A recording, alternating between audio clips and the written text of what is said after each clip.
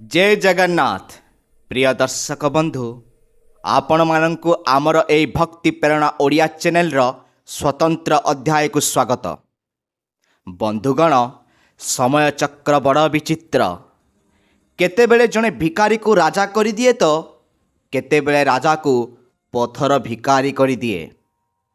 किंतु आपण जानती कि आसंता किछि दिन मध्यरे ग्रह मानकर एक एमिति विरल महासंजोग हेबाकु जाउछि जहा गत 100 वर्ष मध्यरे होई नाही। कौन आपणक भाग्य बदलिबाकु जाउछि? आपणक जीवन रे थिबा समस्त दुख कौन शेष हेबाकु जाउछि? कौन आपण सेही 5टी भाग्यशाली राशि मध्यरु जणे जहांक उपरे स्वयं महाकालंकर शुभ दृष्टि पड़ाकू जाउछि? आजिर एई वीडियो रे आमे सेही महाभविष्यवाणी विषय रे आलोचना करिबा जहा आपणक भाग्यर द्वार खोलिबाकू जाउछि।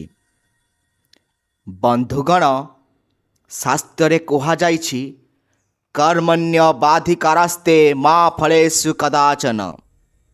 किंतु एही कर्म सहित जेतेबेले भाग्य और ग्रह मानकर शुभ स्थिति मिलित हुए सेतेबेले मनीष शून्यरु शिखर को स्पर्श करे। आज आकाश मंडल रे ग्रह मानकर जो स्थिति परिवर्तन हेउछि ताहा केवल एक साधारण घटना नुहे, बरम यह एक दैवी संकेत। जो माने दीर्घ दिन धरी आर्थिक अभाव, पारिवारिक कलह किंबा रोग व्याधि रे पीड़ित थिले सेमानंक पई एही समय एक वरदान सदृश। आसंतु जानिबा कोन पई एही 5टी राशि एते भाग्यवान एवं केउ दिव्य शक्ति सेमानंकु सुरक्षा देउछंती। प्रथमे आमे कथा हेबा सेही महासंजोग विषय रे। ज्योतिष शास्त्र अनुसार बृहस्पतिंकर शुभ दृष्टि एवं शनिदेवंकर कृपा जेतेबेले एकाठी मिलित हुए सेतेबेले राजयोग सृष्टि हुए। एही राजयोग कारणरू किछि निर्दिष्ट राशिर व्यक्ति मानक जीवन रे हठात धन प्राप्तिर जोग बनुछि। कोन आपनकु लागुछि कि आपण जेते परिश्रम कले मध्य फल मिलु नाही? कोन आपनकु लागुछि कि आपणक पाखक आसुथिबा सुजोग शेष मुहूर्त रे हाथरू खसी जाउछि? जदि हाँ, तेबे जानी रखंतु कि सेई खराब समय एबे शेष हेबाकू जाउछि। एही महाभविष्यवाणीर प्रथम भाग्यशाली राशि होउछि मेष राशि। मेष राशिर जातक मानक पई एही समय अत्यंत मंगलमय।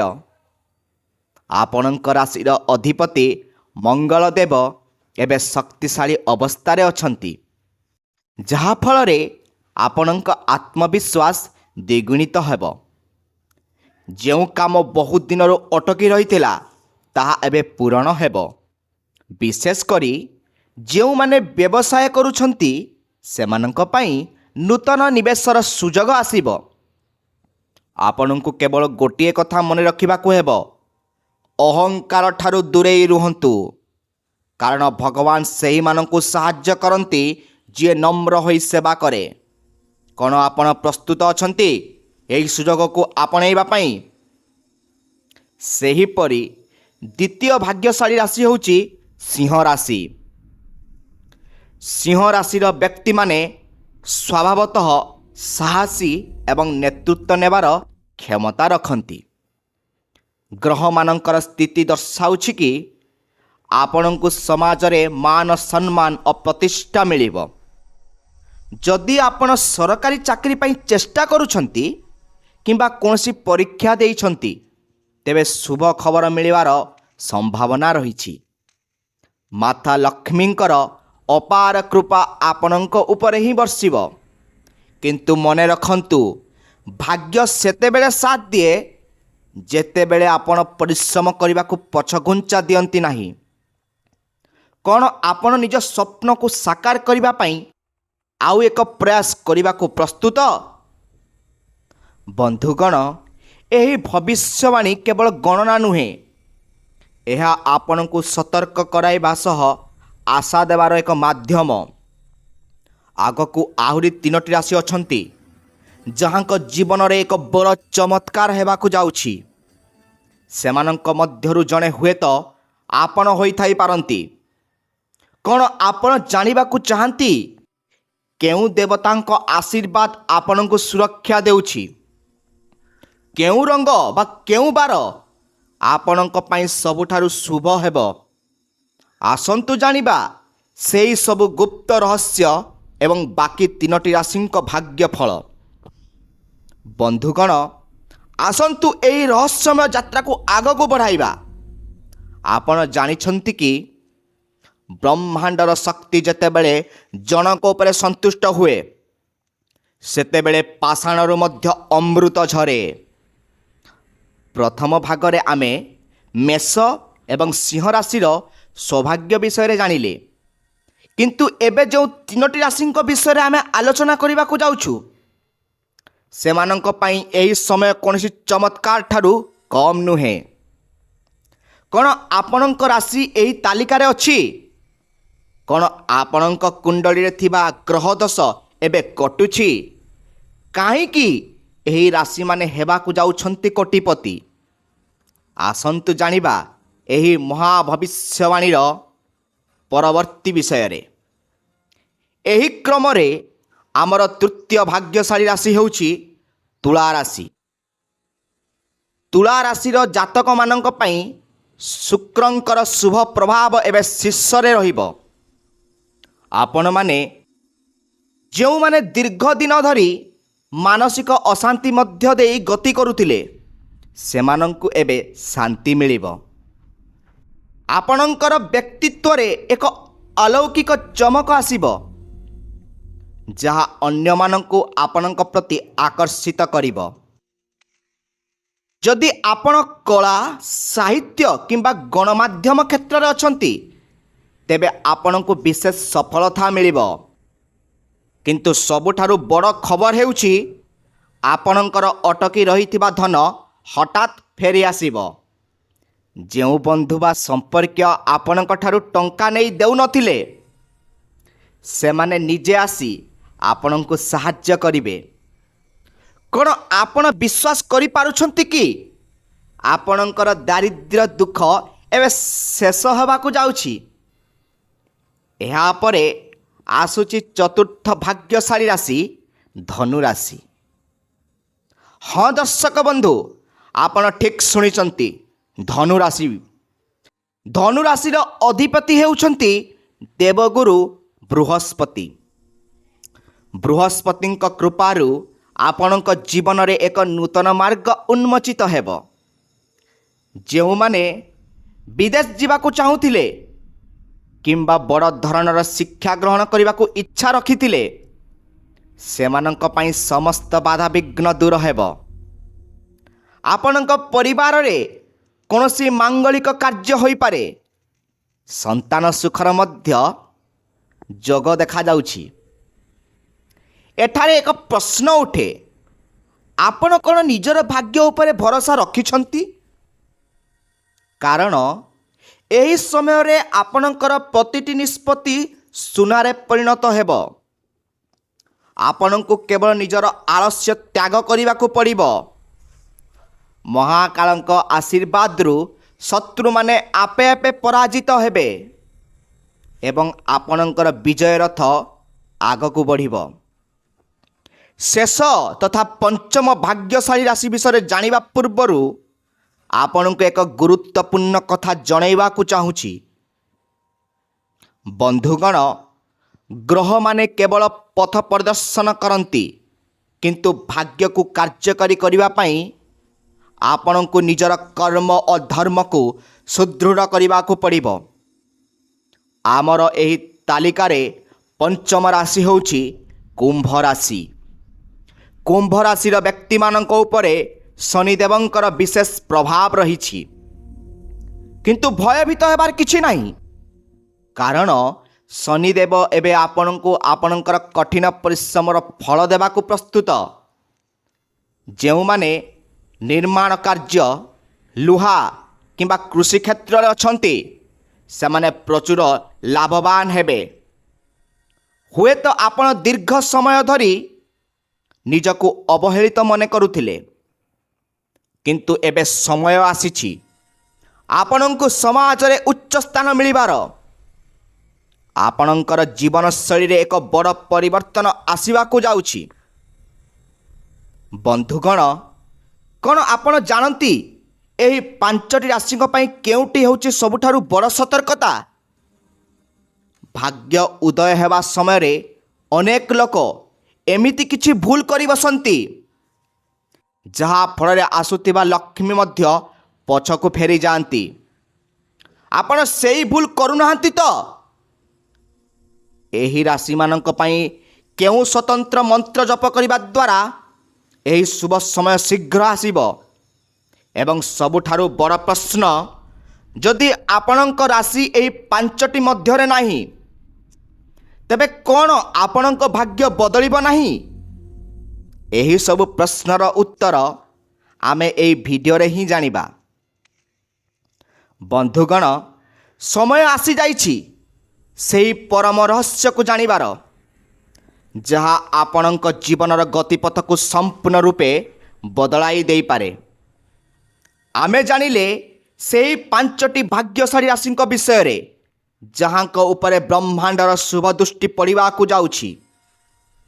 କିନ୍ତୁ ଆପଣ ଜାଣିଛନ୍ତି କି କାହିଁକି କିଛି ଲୋକଙ୍କ ଭାଗ୍ୟ ଶୀଘ୍ର ଉଦୟ ହୁଏ ଏବଂ କିଛି ଲୋକଙ୍କୁ ଶେଷ ପର୍ଯ୍ୟନ୍ତ ଅପେକ୍ଷା କରିବାକୁ ପଡ଼େ? କ'ଣ ଆପଣଙ୍କ ଘରର କୌଣସି ବାସ୍ତୁଦୋଷ ଆପଣଙ୍କ ସଫଳତାରେ ବାଧା ସୃଷ୍ଟି କରୁଛି? ଯଦି ଆପଣଙ୍କ ରାଶି ସେହି 5ଟି ମଧ୍ୟରେ ନାହିଁ, ତେବେ କ'ଣ ଆପଣଙ୍କ ପାଇଁ କୌଣସି ଆଶାର କିରଣ ନାହିଁ?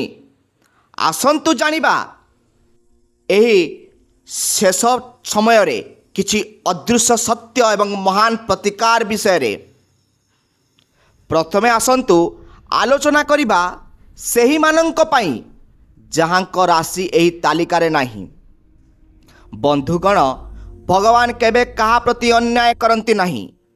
ଏହି 5ଟି ରାଶିଙ୍କ ପାଇଁ ଗ୍ରହମାନଙ୍କର ଗୋଚର ସ୍ଥିତି ଅତ୍ୟନ୍ତ ଅନୁକୂଳ ଅଛି ସତ, କିନ୍ତୁ ଅନ୍ୟ ରାଶିମାନେ ମଧ୍ୟ ନିଜର ଶୁଭ କର୍ମ ଏବଂ କିଛି ଛୋଟ ଛୋଟ ଉପାୟ ଦ୍ୱାରା ନିଜର ଭାଗ୍ୟକୁ ବଦଳାଇ ପାରିବେ। ମନେ ରଖନ୍ତୁ, ଭକ୍ତି ଓ ବିଶ୍ୱାସ ଆଗରେ ଗ୍ରହମାନେ ମଧ୍ୟ ନତମସ୍ତକ ହୁଅନ୍ତି। ଯଦି ଆପଣ ପ୍ରତିଦିନ ସୂର୍ଯ୍ୟଦେବଙ୍କୁ ଜଳ ଅର୍ପଣ କରୁଛନ୍ତି ଏବଂ ନିଜ ମାତା ପିତାଙ୍କ ସେବା କରୁଛନ୍ତି, ତେବେ ଦୁନିଆର କୌଣସି ଶକ୍ତି ଆପଣଙ୍କୁ ସଫଳ ହେବାରୁ ଅଟକାଇ ପାରିବ ନାହିଁ। କ'ଣ ଆପଣ ନିଜ ଭିତରେ ସେହି ପରିବର୍ତ୍ତନ ଆଣିବାକୁ ପ୍ରସ୍ତୁତ? ଏବେ ଆସନ୍ତୁ ଜାଣିବା ସେହି 5ଟି ରାଶି ମେଷ, ସିଂହ, ତୁଳା, ଧନୁ ଓ କୁମ୍ଭ ପାଇଁ କିଛି ସ୍ୱତନ୍ତ୍ର ସତର୍କତା। ବନ୍ଧୁଗଣ, ଶାସ୍ତ୍ର କହେ ସମ୍ପତ୍ତି କାଳେ ବିପତ୍ତିର ବୀଜ। ଯେତେବେଳେ ସଫଳତା ଆସେ, ସେତେବେଳେ ମଣିଷ ଭିତରେ ଗର୍ବ ଓ ଅହଙ୍କାର ମଧ୍ୟ ପ୍ରବେଶ କରେ।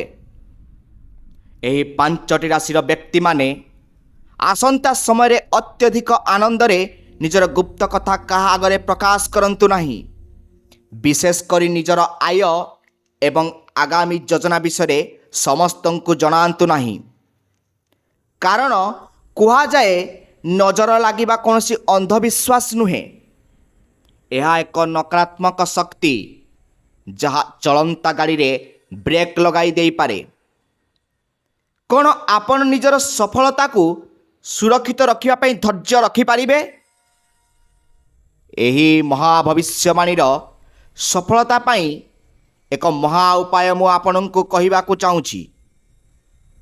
ଆପଣଙ୍କ ରାଶି ଯାହା ବି ହେଉନା କାହିଁକି, ପ୍ରତି ଶନିବାର ଦିନ କୌଣସି ଅସହାୟ ବ୍ୟକ୍ତିଙ୍କୁ କିଛି ଦାନ କରନ୍ତୁ ଏବଂ ହନୁମାନ ଚାଳିଶା ପାଠ କରନ୍ତୁ।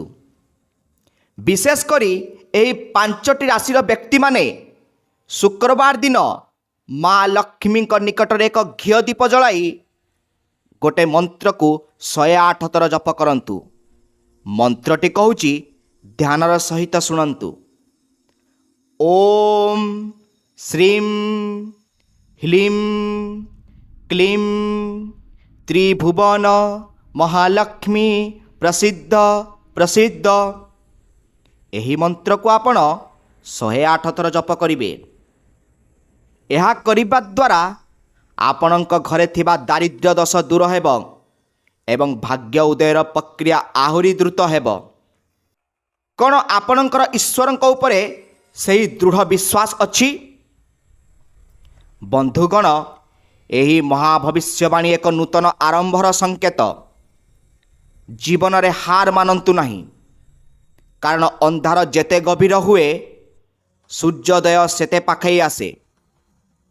ଏହି 5ଟି ରାଶିଙ୍କ ପାଇଁ ସେହି ସୂର୍ଯ୍ୟୋଦୟର ସମୟ ଆସିଯାଇଛି। ଆପଣଙ୍କ ମନରେ ଥିବା ସମସ୍ତ ପ୍ରଶ୍ନ ଓ ଆଶଙ୍କାକୁ ଦୂର କରନ୍ତୁ ଏବଂ ନୂତନ ଉତ୍ସାହର ସହ ଆଗକୁ ବଢ଼ନ୍ତୁ। ଯଦି ଆପଣ ମାନୁଛନ୍ତି କି ଏହି ସୂଚନା ଆପଣଙ୍କ ପାଇଁ ଏକ ଆଶୀର୍ବାଦ, ତେବେ ନିଜର ମନର କଥା ଏବଂ ନିଜର ରାଶି କମେଣ୍ଟ ବକ୍ସରେ ନିଶ୍ଚୟ ଜଣାନ୍ତୁ। ଶେଷରେ ମନେ ରଖନ୍ତୁ, ଯାହାକୁ ରଖିବେ ଅନନ୍ତ କି କରିପାରେ ବଳବନ୍ତ। ଭଗବାନଙ୍କ ଉପରେ ଭରସା ରଖନ୍ତୁ, ପରିଶ୍ରମ ଜାରି ରଖନ୍ତୁ ଏବଂ ଦେଖିବେ ଦିନେ ସମଗ୍ର ବିଶ୍ୱ ଆପଣଙ୍କ ସଫଳତାକୁ ସଲାମ କରିବ। ଆଶା କରୁଛି ଏହି ବିଷୟବସ୍ତୁ ଆପଣଙ୍କୁ ପ୍ରେରଣା ଦେଇଥିବ। ଆଗକୁ ଏମିତି ଅନେକ ରହସ୍ୟମୟ ଜ୍ୟୋତିଷ ଓ ଆଧ୍ୟାତ୍ମିକ ତଥ୍ୟ ଜାଣିବା ପାଇଁ ଆମ ସହିତ ଯୋଡ଼ି ହୋଇ ରୁହନ୍ତୁ। ଭିଡ଼ିଓକୁ ଲାଇକ୍ ଏବଂ ସବସ୍କ୍ରାଇବ୍ କରିଦିଅନ୍ତୁ ଏବଂ ତଳେ ଦିଆଯାଇଥିବା କମେଣ୍ଟ ବକ୍ସରେ ଜୟ ଜଗନ୍ନାଥ, ଜୟ ମହାକାଳ ଲେଖିଦିଅନ୍ତୁ। ଆମେ ଆସିବୁ ଆଉ ଏକ ଆଧ୍ୟାତ୍ମିକ ରହସ୍ୟ ସହିତ। ସେ ପର୍ଯ୍ୟନ୍ତ ଆମକୁ ବିଦାୟ ଦିଅନ୍ତୁ। ରହୁଛି, ଧନ୍ୟବାଦ।